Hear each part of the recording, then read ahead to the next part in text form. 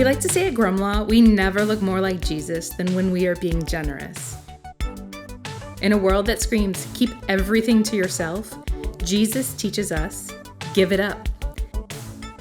Since Grumlaw started, we've sought to be a community that is known first and foremost by our generosity. As a church, we have given over $314,000 to start new churches and have been a part of starting 9 churches. Given over $94,000 to Our Daughters International to fully fund a border station between Nepal and India that has helped rescue literally hundreds of women from being trafficked. Given over $38,000 to local organizations and schools, and given over $125,000 to help families in our community pay for food, rent, and utilities. And paid off $2.5 million in medical debt of real people in our community. In total, drumroll please, we have given away over $572,283.29 in Grumlaw's existence. Because you have been such a generous church, we have been able to reach so many people with the life-changing message of Jesus. We have seen that life change play out by 173 people being baptized at Grumlaw. God has used our church in some pretty incredible ways, and we're confident He's just getting started. Y'all, that gets me so fired up, and I certainly hope that that gets you excited as well, especially if you call this place your church home. You ought to be proud to be a part of a place, a community that is living so open-handed, and not so that we can brag about how great we are, nope, but because we never look more like Jesus than when we are being generous. Than when we live open-handed with literally every part of our lives. And unless you think that I'm saying this for hyperbole, just take a look at the life of generosity that Jesus modeled for every one of us. He was incredibly generous first with his time. Have you ever noticed that Jesus was always oh so interruptible? He never was in a hurry. That there's all these occasions as you read about the life of Jesus, and don't take my word for it, read about him for yourself in Matthew, Mark, Luke, and John, the 4 biographical accounts of the life of Jesus. And he was often heading to take care of some pretty important issues, but he'd be stopped by someone else and would readily drop it all just for that one person. He was always willing to offer his time to those who sought him, frequently just a listening ear. It's such a precious commodity, that time, that many of us are so unwilling to relinquish. He would also freely offer his talents. The biographical accounts of the life of Jesus are riddled with his healings and his teachings in particular. He readily threw aside his needs to offer up his gifts for the benefit of others. He used his gifts for the benefit of those around him, in particular the vulnerable, the marginalized, those whom society had cast to the side. In fact, there's one occasion in Matthew chapter 8, Matthew being one of those 4 biographical accounts of the life of Jesus. And Jesus here in this situation, he's teaching this large crowd, and a man with leprosy kind of appears and approaches him, begging to be made well. And we can't probably totally appreciate just how cast aside, just how terribly people look down on those with leprosy. But needless to say, people freaked out when a leper was around. They stayed away from lepers, and Jesus readily heals him. But he doesn't just do it from a distance, as he could have easily done. And I assure you, this was oh so intentional. He reached out and touched him. And immediately this leper was made well. He was also so generous with his treasure. Jesus, throughout his teachings, he implores us to be generous with our money. And just in case you're thinking, there it is, Jesus is just after my money, I knew it. No, I assure you, Jesus doesn't need your money. He taught so frequently on this because he's fully aware of the power that greed plays in every single one of our lives. And unless we're regularly giving a portion of our finances away, we will never completely hand over our lives to him. And in turn, we'll be slaves to our possessions, to our money.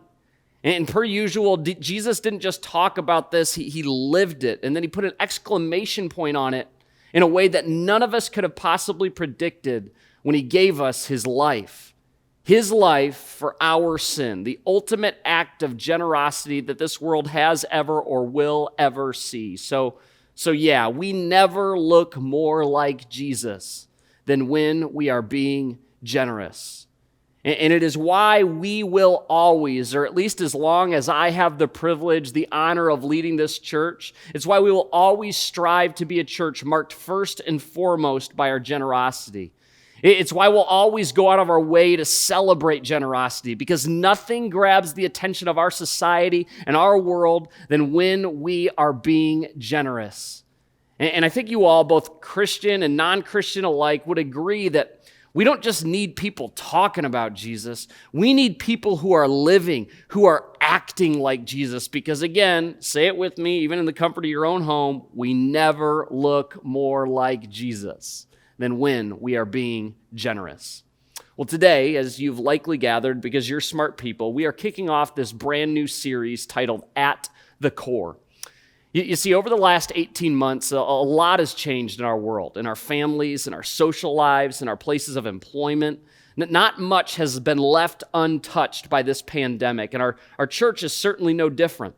I've told many people over this last year that I think one of the most tangible wins that we can point to as a result of COVID, yes, there has definitely been some good that has come out of this, is that people, at least in my lifetime, are more open to spiritual conversations than ever before. People are more open to Jesus, they're more open to church than ever before. That there's a vulnerability amongst people unlike anything that I have ever seen. It would seem that when so much of what is familiar and comfortable is stripped away from us, we just get to a point where we say, sheesh, maybe there really is more to this life than, well, this life. And so every week, we see loads of new people walking through our doors, tuning in online, giving Jesus a closer look. And dang, does that get us excited, especially when it's people who previously were not involved in a church or don't have a relationship with Jesus. That's why we started this church in the first place. We didn't want to be the new show in town to attract all the disgruntled Christians from their old churches, but to be a safe place where anyone can come and explore their faith. But we thought with so many new people around, it'd be a great time to answer the question, what makes Grumlaw Grumlaw? What makes us unique? What sets us apart? Or maybe the better question, what are the values and what are the convictions that drive us? Who are we at the core? See what I did there? Sometime over this last year, and I can't really remember exactly when it was because as this last year has probably proven true in all of our lives, it just kind of has all been lumped in there together. But I was at home with my oldest son, Malachi, and we were kind of hanging out in the kitchen, and he said, "Dad, can I have an apple?" There's this bowl of fruit sitting on the counter, and apples were in there, and I said, "Yeah, sure." And so I hand him an apple, and then as I handed it to him, I was like, "Wait, buddy, does mommy normally give you the apples just like this? I mean, do you just normally eat them round, or should I cut them into slices?" And he looked at me, and he's like, "No, I'll eat it like this." And I was like, "All right." And so I kind of reluctantly hand him the apple and watch as he takes that first bite, and I'm like, okay, yeah, apparently it seems like he's done this before. And then I left the kitchen for about 10 minutes. And I come back into the kitchen, and Malachi is right where I left him, but there's only this little stem left in his hand. And I said to him, "Buddy, where's the apple?" And he's like, "I ate it." And I said, buddy, where's the core of the apple?" And he looked at me like he had never heard that word before in his entire life. And I said, "Okay, buddy." And I picked up another apple. I said, "In the middle of the apple, there are seeds, and there's like this harder part. It's kind of attached to that stem that you have in your finger. Where is that?" He's like, "Dad, I ate the apple." I'm like, "You ate like the middle part and the seeds?" He's like, "Dad, I ate the apple." But like my son, and in particular, if you call yourself a Jesus follower, our hope and our prayer is that as we dissect these 5 values over the coming weeks, these wouldn't just be Grumlaw values. They would become Lyman values, and Klein values, and Nimmo values, and Garnett values, and Rundhog values. By the way, those are last names of people who are a part of this church. Some of you are probably getting real confused just now. That you would eat these values up all the way to the core. These would be values that become a part of who you are at your core. Not because you're trying to be more like Grumlaw, but because you're pursuing and trying to be more like Jesus. And I can promise you, if these values become a part of who you are, you will be very much showing Jesus to a world who so desperately needs him. It will all point back to him. Now, a quick word of warning here as we kick off this series. If you call yourself a Jesus follower, living these values out is central to what it means to actually follow Jesus. You ought to live this way, not just because it sounds nice, but because Jesus calls us to this. Like so much in our walk with Jesus, this just comes down to, well, obedience. Will I be obedient to that which Jesus has called me to? He has proven himself trustworthy when he died for me, so I'm going to choose to trust him in return, even and perhaps especially when it feels counterintuitive or when it's difficult for me to live out. However, if you're sitting here today and you're new to this whole church thing, you're just kind of beginning to explore, admittedly, much of what we're going to be talking about over these 5 weeks, and perhaps especially this first week, it's going to sound completely illogical and perhaps even irresponsible. So if you don't call yourself a Jesus follower, you get to kind of pick and choose. But I'll give you a heads up, a bit of a cheat code here on the front end. As counterintuitive and as irrational as some of this stuff is going to sound, take it from me and a whole mess of other people who are actually living this. This is undeniably a better way to live. I'd challenge you to at least give it a shot.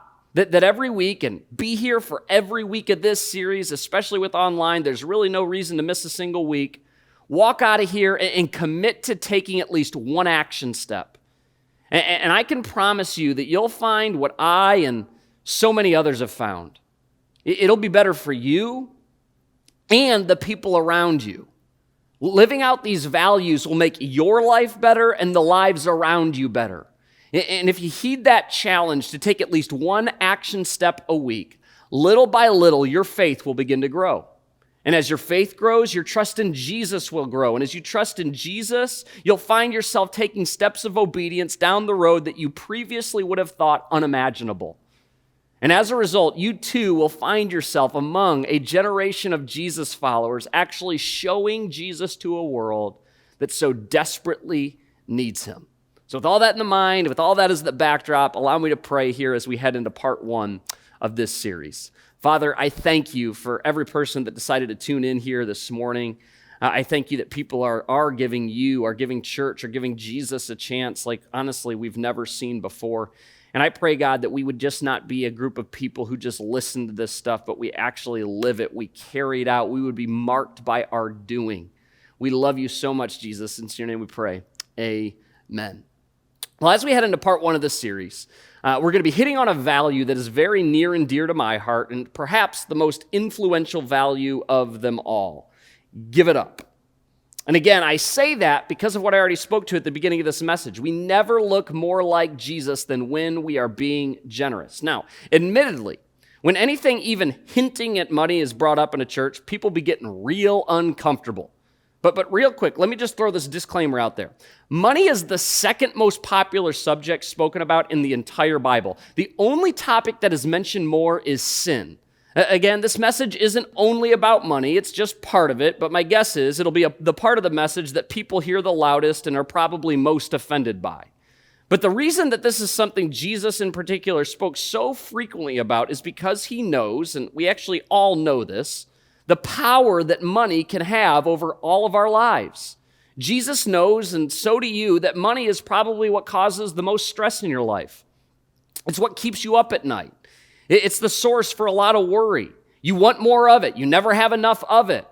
You put all that together, and it's impossible not to come to the conclusion that God's chief competitor for your heart will always be money.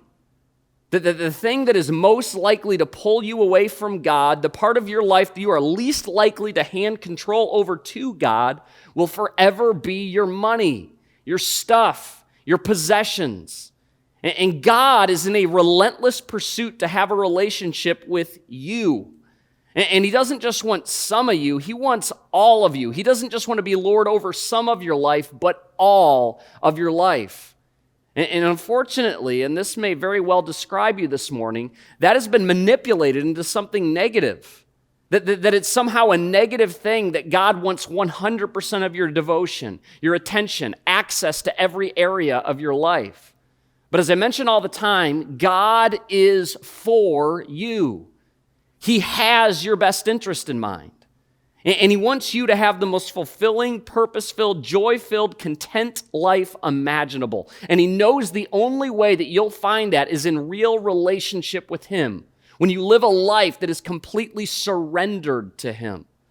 We all have this God-shaped void in our lives that only he can fill.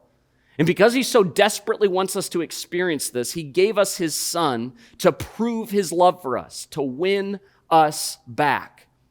Take, for instance, when a family member or a close friend is struggling and wrestling with addiction, and I've seen this firsthand in my own family, you as the individual that care deeply and love that person deeply, you relentlessly pursue that person, and you do everything that you can to break the power of that addiction in their lives, because it is so obvious the damage that it's causing to themselves and those around them.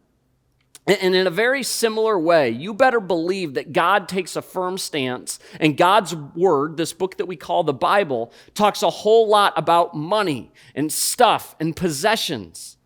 Because if there's something that stands in the way of God having an intimate relationship with his most prized creation, you and I, and money so frequently does, there's nothing he won't do to break the power of that in our lives, to win us back. Greed and the devotion to our money, to our stuff, to our possessions has apparently always been an issue for people, and I don't think it's going anywhere this side of heaven.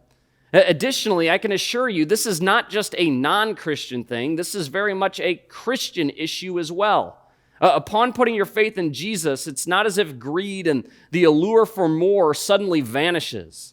And it's, again, precisely why Jesus talks so much about it. And remember, this all comes down to devotion. Where does your allegiance lie? To your stuff, to your money, to your possessions, to your career, or to God? And don't forget, God isn't just being some sort of a control freak. No, he has your best interest in mind. He knows that only he can be our lasting source of joy and contentment. Now, in Matthew chapter 6, again, one of these 4 biographical accounts of the life of Jesus, Jesus gives like an extensive teaching about money, and specifically how much time we all think about it, how much time we all worry about it. And he implores us in Matthew chapter 6 to don't store up treasures here on earth, where moths eat them and rust destroys them, and where thieves break in and steal.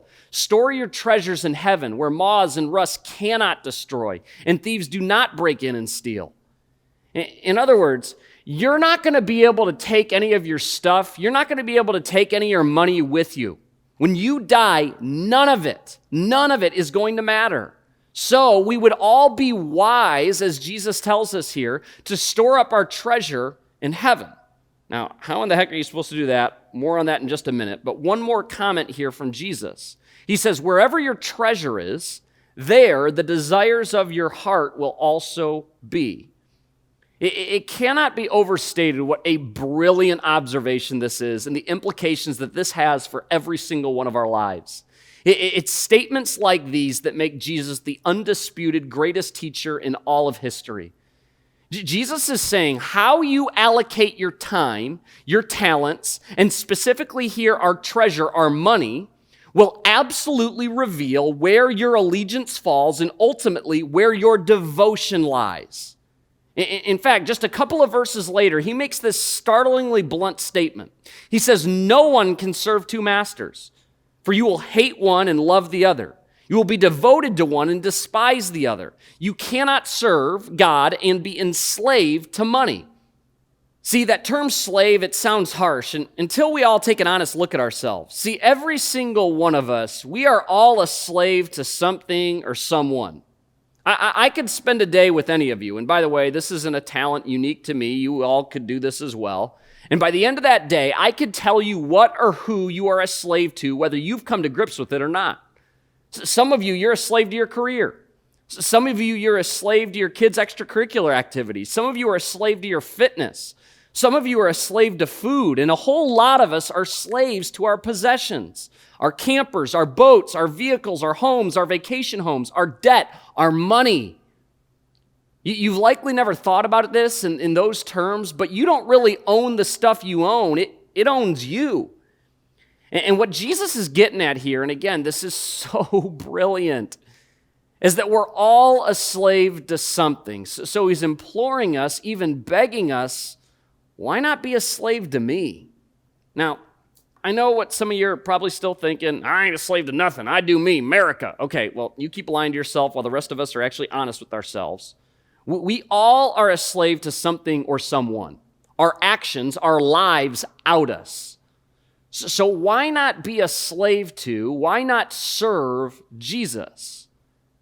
The God who got off of his throne to become one of us, who demonstrated just how much he loves us when he gave his life for us. The only thing, or in this case, being, that we can hand our devotion to and it won't fall short. The only path to true fulfillment, to true joy, to true contentment. So, for the last couple of minutes that we have together, let's just pretend you're interested in taking Jesus up on his offer. That you're interested in breaking the power of greed in your life, that you're starting to come around to the idea that Jesus does indeed have your best interest in mind. How do we, as Jesus says, store up treasure in heaven rather than here on earth? I'm so glad you asked. It's pretty simple. You give it up. And what exactly do you give up? You give up your time, your talents, and your treasure. Now, for the rest of the time that we have together here this morning, and I'm going to be brief, because every single one of us watching are at different points in our faith journeys, for each area, I'm new to this, but willing to give it a shot step. These are for the people who are new to church. You're just starting to explore. You more seasoned followers of Jesus, don't be taking the easy way out. Appropriately categorize yourself, okay? No cheating. Because I'm also going to give I've been at this church thing for a minute step. This is for those of you that have been at this Jesus follower thing for a while, but perhaps you've been reluctant to give Jesus access to everything. And what you've been doing is you've been waiting for that magic moment where it just feels right. But it's time to take off the train wheels and let her rip. I assure you, that perfect moment that you've been waiting for is never coming. At a certain point, you just have to ask yourself, am I going to trust God or not? And one of the things that you're surely going to notice here, and the largest difference between these two wonderful categories that I've created is consistency. For those of you who are new to all this, these are going to be kind of like one-off events where you just kind of get to test the waters. But for the more seasoned Jesus followers, I am going to try to push you towards consistency, towards forming real give-it-up generosity habits and rhythms that are just a part of who you are. And by the way, we want you more seasoned people at the one-off events too. I have to throw that out there because people are always looking for an out. But these are going to be habits that will change you. They will change those around you, and they will strengthen your relationship with Jesus in ways that you did not know were possible. So here we go. Let's first take a look at time and talents. And first, again, we're going to address the people that are new to this, but you're willing to give it a shot. First up, May 22nd, as in 6 days from now, we have a Grumlaw Serve Day. You can sign up for this at grumlaw.com/discover. In fact, we really would love it if you would sign up ahead of time for this so we can know exactly how many people are showing up. But we're going to have opportunities in Flint with Franklin Avenue Mission and Detroit with Central Detroit Christian. It's an opportunity to get outside, help them get cleaned up here as they head into the summer, clean up vacant lots, get everything looking nice and pristine outside. So again, grumlaw.com/discover. For some of you, and this is so important, your time has become an idol. You'll write a check, you'll contribute to a drive, a coat drive, a water drive, a sock drive, a diaper drive all day long. But give up a portion of your Saturday. I mean, it's like me asking for one of your kidneys. And I'll just admit to you that as your pastor, it can be a little bit frustrating when we'll promote these events to the entire church. I mean, we're talking about 1,200 people between Grand Blanc, Heartland, and online every Sunday. So the entire church sees this for weeks on end, and then 30 of you end up showing up. I refuse to believe that this will forever be the posture of this church.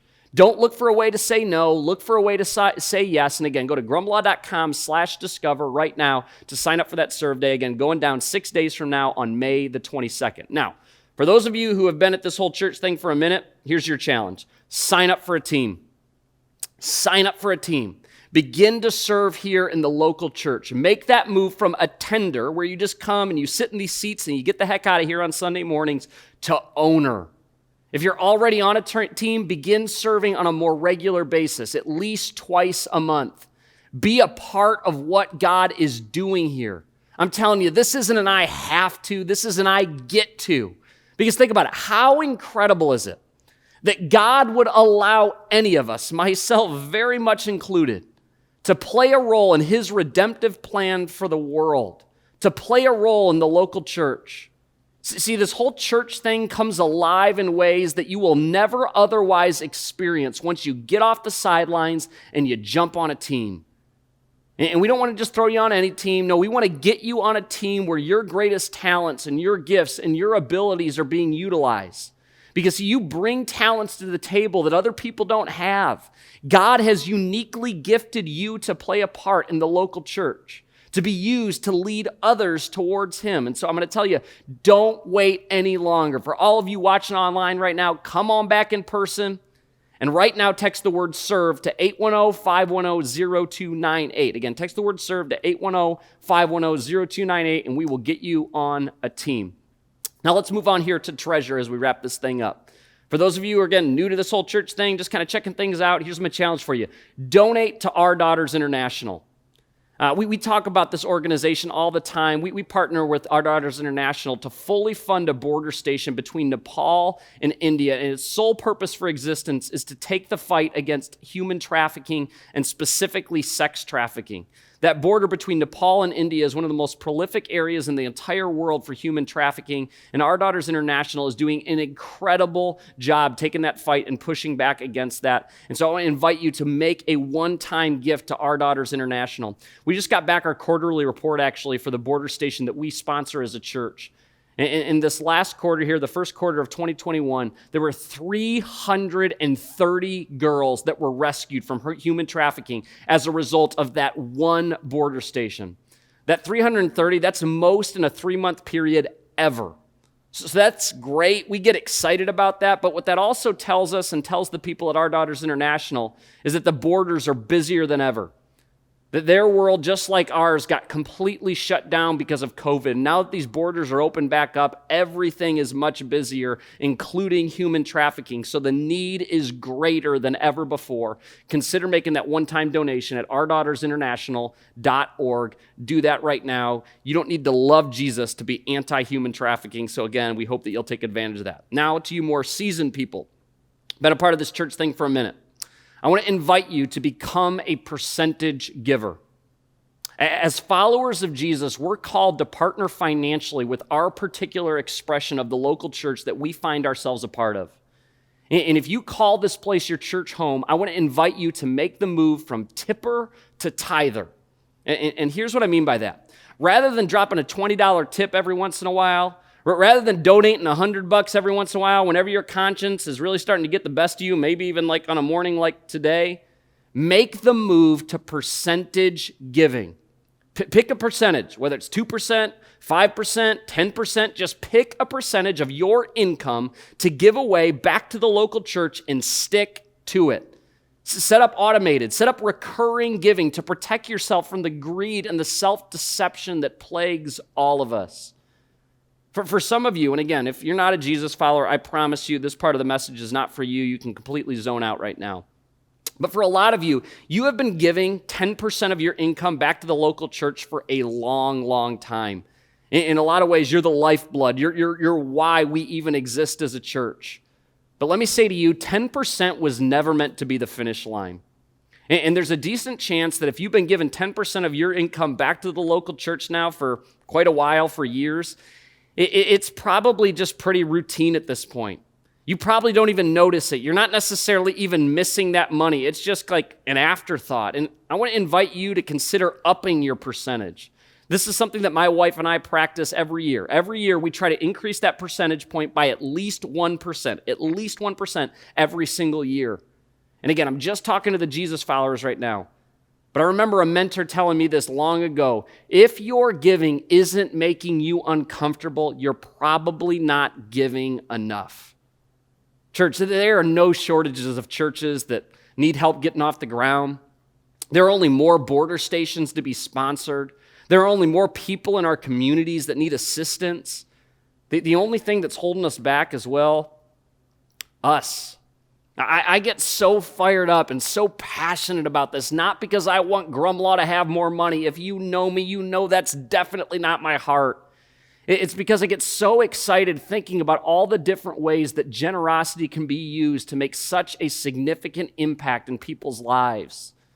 I'm dreaming, I'm praying, I'm trusting, and I invite you to join me in this, that in my lifetime, this Grumlaw Church will be a place that gives a greater portion of our budget away than we keep, that we become a part of like this 51-49 club where 51% of our budget is allocated to money that goes right back out the door to open more border stations, to start more churches, to give away in our communities. But that's not going to happen without the buy-in from all of the Jesus followers that are watching right now, from all of us. I get so excited thinking about the doors that would be open and the ways this faith community would be used if we lived generously in every area with our time, our talents, and our treasure. Like Jesus, I want to see the power of greed that has the opportunity to enslave us all, and it's so subtle how that happens. I want to see that broken by the freedom that we find in Him. And I stand here humbled and in awe of how God will use all of it to point people back to Him, the lives, the eternities that will be transformed as a result. So let's give it up, because we never look more like Jesus than when we are being generous.